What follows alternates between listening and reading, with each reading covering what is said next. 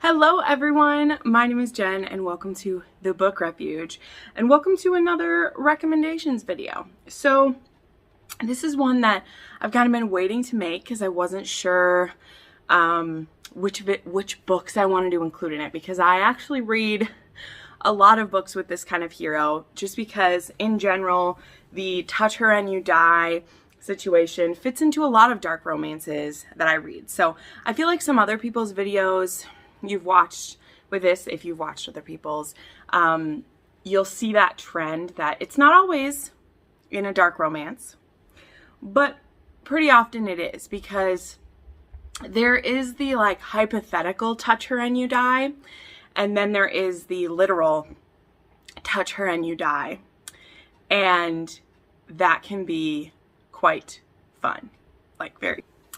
So we are going to go ahead and get started. I have some recommendations for this. This is also a trope that like it can, well, it's not even really a trope totally. It's something that can happen within any book with whatever trope that it is. It's more of like an alpha type, if that makes sense.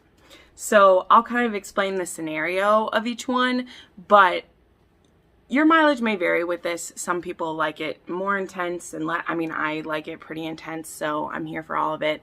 But these are just some of my favorite, maybe more kind of like recent ones.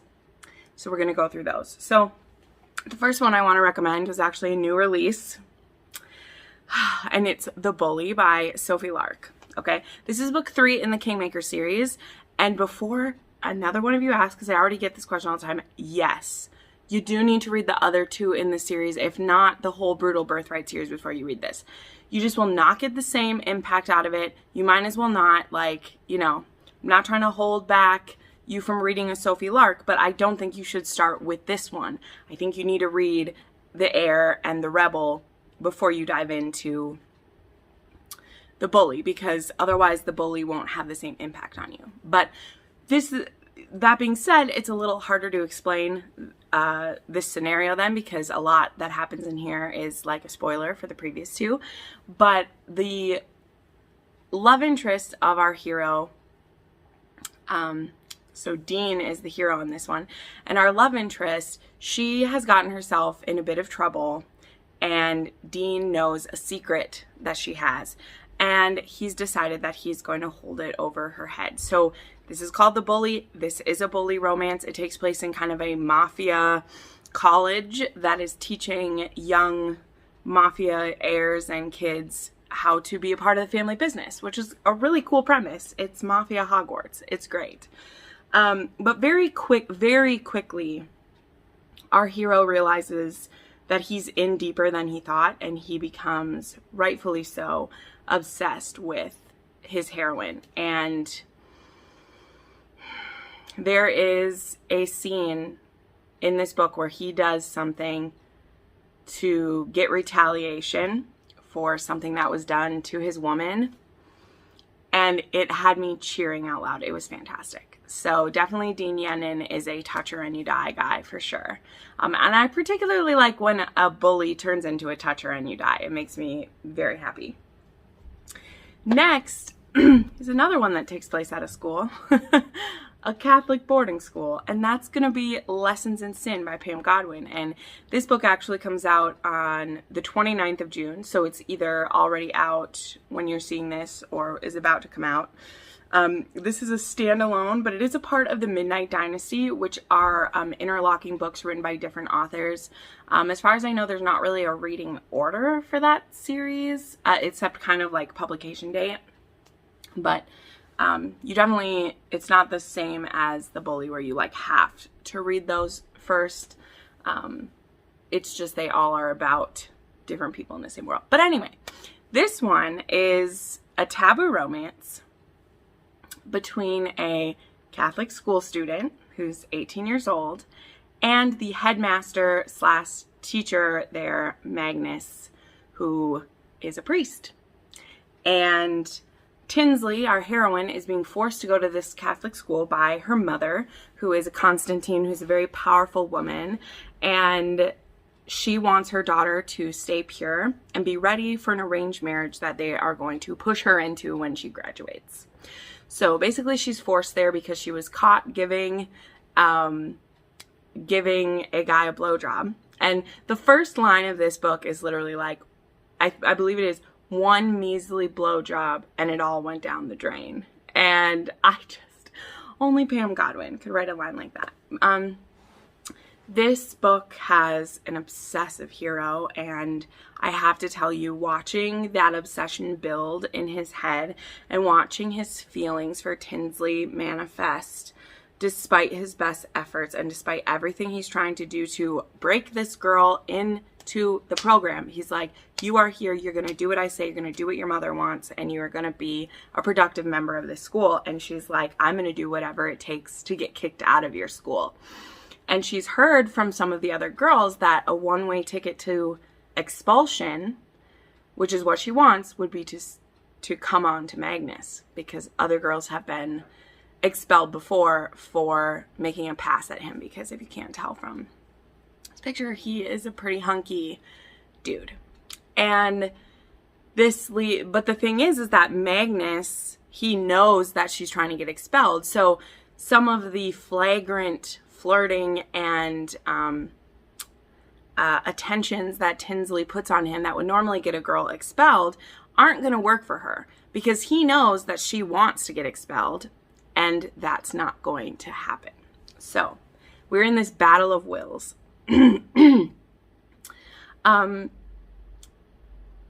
Yeah, this is going to be too taboo for some people. I fully understand that. I am very excited to hear more people's opinions on this book. I loved it. I am a Pam Godwin stan, though. I've read all of her books and I love them, so there's that.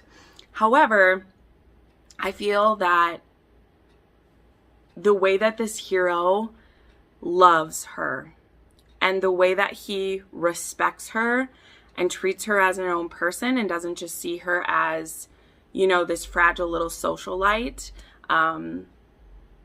it's truly inspiring. Like, I loved this book, and Magnus definitely becomes a touch her and you die hero. And the way that he protects her is so beautiful. So, love it. Then I have The Rebel King by Kennedy Ryan. Specifically, I picked book 2 in this duet. The first one is The Kingmaker, and then there's The Rebel King. As always, this is a Kennedy Ryan, so prepare your heart for everything. The first book in this series actually sent me into a rage, and that's because it has many of my trigger warnings, and not trigger warnings, pet peeves. It has many of my pet peeves, which if you've seen my video about pet peeves, you know there are certain things that I don't like. However, I knew that I would like the second half, because generally with Kennedy Ryan, like, if she has a standalone, I love it, because I can read the whole thing at once and I'm not left on a cliffhanger. The Rebel King, or The Kingmaker, definitely has a cliffhanger. So if you're going to read the first one, prepare to read the second one. But this one, we have Maxim, who is in the beginning of this one on the campaign trail with his brother, who is trying to become the next president of the United States. And our heroine is their political strategist, and they have a history that's explored in the first book, but in this one they're needing to keep their relationship a secret. But Maxim is a very possessive and jealous, very alpha hero, and he does not take well to having to distance himself from our heroine.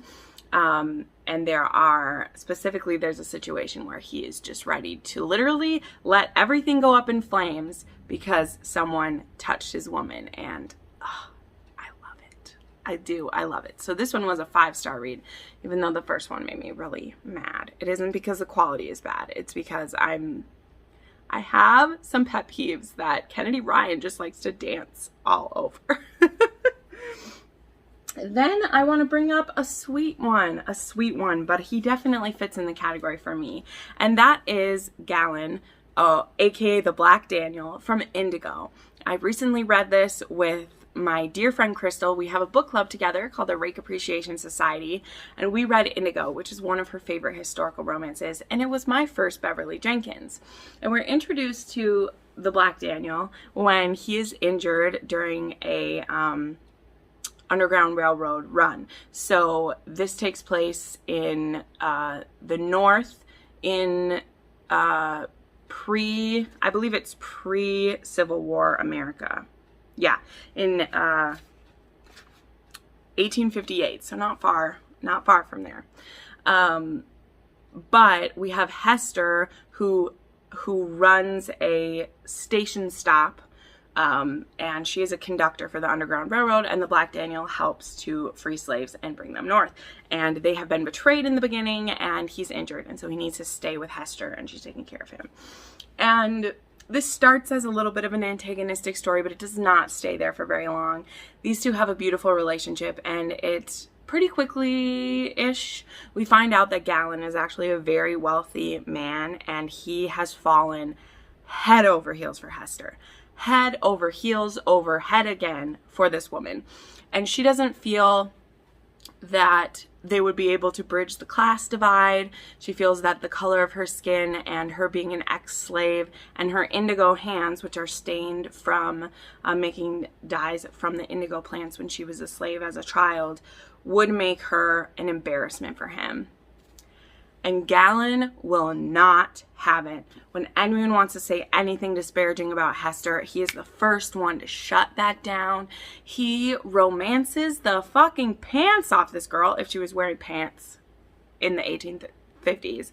But it is so beautiful. This is one of the most romantic books I think I've ever written. But Galen still has a core of steel, and there are times where it comes out, and there's particularly one scene where this woman is like bad-mouthing Hester, and he's like, you can shut your lying, whoring mouth, or I'll shut it for you. That's like, oh, just give it to me. Just give it to me. I love that attitude. Then I want to share a Maggie Cole. You know, there had to be some mafia on this list, more than the bully. I mean, the bully is mafia, but they're in like... So, Ruthless Stranger I've talked about a lot on my channel recently, and I'm not going to stop talking about the mafia wars because Maggie Cole has one book coming out every month until the end of the year, and I just love her books. So, I picked Ruthless Stranger, which, if you don't know what it's about, our heroine has just gotten divorced, and so her girlfriends are throwing her a happy divorce party, and so they go to Vegas for the weekend, and Maxim happens to be there with his brothers and cousins for a bachelor party for one of his cousins, I think it is, and he happens to overhear our heroine Aspen talk about the fact that she doesn't want to be entangled with anybody. She just wants a one-night stand where she doesn't even have to know the person, and that they would just take charge. She's like, I don't want some young buck, because she's 38 years old. She's like, I don't want that. I just want pleasure. And Maxim, who is also just getting out of a bad relationship, he's 46, he happens to overhear this. So, smart man that he is, he approaches her friends, who are very eager to get her laid, and is like, I'm willing to do what your friend wants. So they like keep his phone and keep his wallet and ID so that, you know, he's not going to kidnap their friend. And they have a night of pleasure together. Sorry, this has my bookmark in it. And then they have another night, but she never sees his face. He keeps her blindfolded because he is part of the mafia back where he's from, and back in Chicago, and he doesn't want her involved, even though they have this soul connection after just 2 nights. So, of course, once they get back to Chicago, it turns out that their lives interact, and then Maxim is like, it's fate. That the woman of my heart would happen to live in the same city as me, and that we would run across each other. It's meant to be. And so they take the plunge together. And being a mafia guy, when her ex-husband comes sniffing around causing problems, Maxim is ready to end this tool. He's like, no, sir. No, sir. And I just love it. I mean, it's why I love mafia men. I love this book. It's wonderful. Then, just a quick one, and I don't think I remember the characters' names, and I feel bad about it, but it is Twisted Love by Huang. This one recently has been really popular. I'm very excited for the sequels, like the next one to come out, because it's going to be good. I think it's a bodyguard romance, the next one. But this one is a brother's best friend romance, and this is a hero that I think he's a sociopath a little bit. I don't want to spoil the plot of this one, but they end up being neighbors or roommate. I think it's neighbors. They end up being neighbors because her brother is going on, is it roommates or neighbors? Either way, they end up in close proximity. So it's either neighbors or roommates, but I think it's neighbors. And the brother is going to do business in like another country for a certain amount of months. And so his friend like moves in to like take care of the place. And so they end up in close proximity. And she's had a thing for him for a while. And now he's living near her. And so things are happening. This one, it's not fully explained if the hero is in the mafia, but he's definitely in some kind of like criminal activities or something. But he's a very obsessive hero and they have a very slow burn together. But once she's his, he's like, fuck everyone else. So it was good. I like this one. Then I wanted to throw a wrench in it. And this one, I might be stretching just a little bit for this one to work. But I wanted to do one I haven't talked about as much lately. And so that's going to be To Desire a Devil by Elizabeth Hoyt. So I think this is book 2. This is either book 2 or 4. I think it might be book 4 in the Legend of the Four Soldiers. Yeah, it says book 4 down here. And so this one is about Renault, who was actually kept as a Native American captive in the United States after this battle went wrong. It's the battle, like, all 4 of the soldiers were at this battle, whether they were soldiers or one of them was like a, he was writing a book when they were there. And they all are wounded warriors mentally or physically because of what happened there. And so this is the last one. And they all thought he was dead. And he was finally able to escape after something pretty tragic happened. He actually reminds me kind of a lot of like Ian from Outlander in some ways. But anyway, he's made his way back and he's challenging because they're declaring him dead and his title has been given to Beatrice's uncle. And he's back claiming to be himself. And so now there's an inquiry either to award him back his title or to have him declared crazy and that he's lying, or something like that. And so Renault ends up being really drawn to Beatrice, even though he's nervous around her because he thinks she might be, you know, is she gathering intel for her uncle, stuff like that. But he just becomes like really obsessed with her and just wants to be around her all the time. And when he, you know, whenever he hears anyone say something about her, he's right on top of it. And I just really loved him. This is a really broken hero. He's had a lot happen to him. But I just really love, I mean, I love an Elizabeth Hoyt. There are many heroes I could have picked from Elizabeth Hoyt, but this is one of the books that I haven't talked about as much, so I wanted to bring that up. Then there is Priest from Dead Man Walking by Giana Darling. This is book 6 in her Fallen Men series. And Priest is a psychopath and a murderer. He's an enforcer for the MC. So he's not the coolest kid on the block, y'all. He's not. He literally is a serial killer who is acceptable because he does it for the fallen MC. And then there is B, who is the sister of his motorcycle president's wife. And she likes the bad boys. And she's had a thing for Priest for a while, but he would never look at her that way because he's this horrible, disgusting man who murders people and she's this sweet, innocent girl. Well, she's not as innocent as it appears. And when there's a scenario early on where she is involved in an incident that Priest is there to enforce and she actually ends up getting hurt, he takes it upon himself to be her #1 protector. But what he isn't prepared for is how much she is trying to tempt him into being with her. And it makes me really happy. This is one of my favorite books of this year, and Giana just announced that book 7 will be out, I think, at the beginning of next year. And I'm very excited that there's going to be more in this series. Like, she keeps writing them, I'm going to keep reading them. That's how it goes. And then the last one that I want to mention is gonna be Hades from A Touch of Darkness by Scarlett Sinclair. So this book, we're up to book 3 in the series, is out so far. And I will say, like, just being honest, Persephone is the toughest part about this book for me.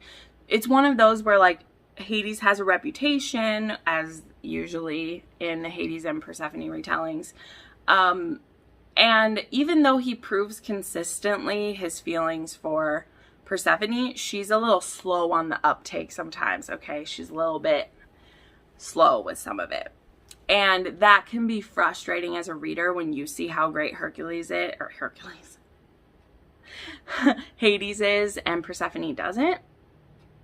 But he is so in love with her at a certain point and just ready to, like, fight everyone for her, to have her and make it work. And literally their relationship is causing, like, a war eventually. And he's like, I will let it all burn. It can all burn, but I have to have Persephone. And I just love that. I just love that. And there is some scenes in the series, I can't remember if it's in this one or not, where